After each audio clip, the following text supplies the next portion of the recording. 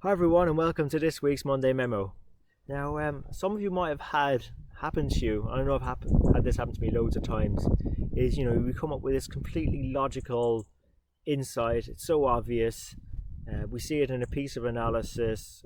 We want to share the insight with others, and when we do, they just don't get it. Just completely goes over their heads, and it's a bit of an uneasy feeling. But I wanted to say, don't worry, you're not alone. Particularly when people come up with new ideas or innovations, this happens. It's completely part of the process. And I want to share with you a story to just prove that. Something as mundane as a shopping trolley that we find in supermarkets or shopping malls, the inventor of that had a very similar challenge.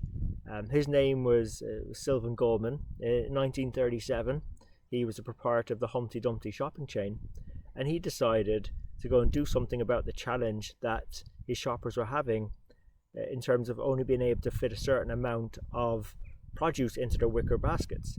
It was tough for the customers because they had to lug these big, heavy baskets around, and it wasn't so good for business because, let's face it, when people fill up their basket, that's all they can buy.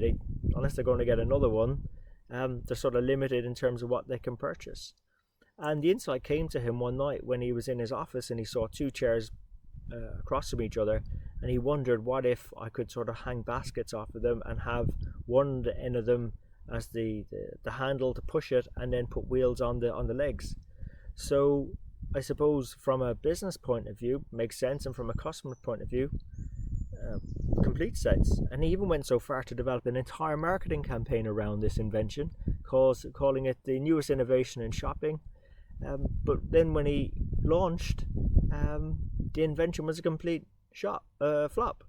Not because of any technical or commercial reasons, just because he'd forgot to ask what did he want his customers to become, and was it consistent with who they wanted to be.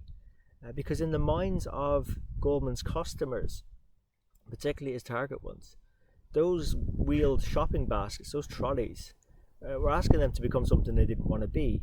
For example, women didn't want to look as if they were pushing a baby carriage, and men saw the innovation as an insult to their masculinity.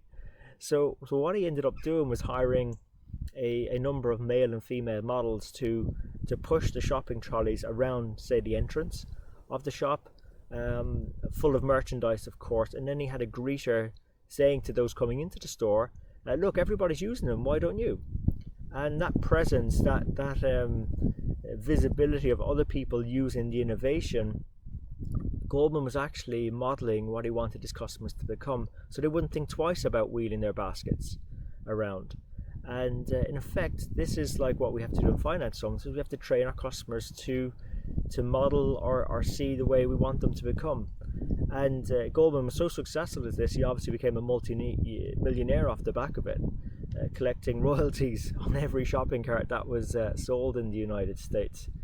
And in finance, whether it's we're trying to get people, decision makers in particular, to use self-service dashboards to report their own numbers, or whether it's introducing a new electronic expense system so that they can more easily submit expenses, see where they are in the approval chain, eliminate the need to attach receipts and send paper-based ones.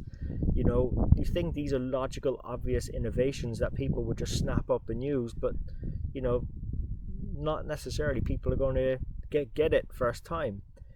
Promises of ease and convenience just aren't going to be enough.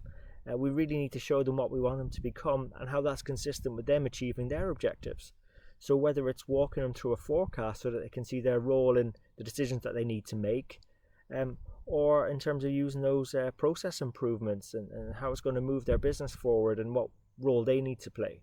We need to really paint a picture for them and get them to see their role in it as well, obviously.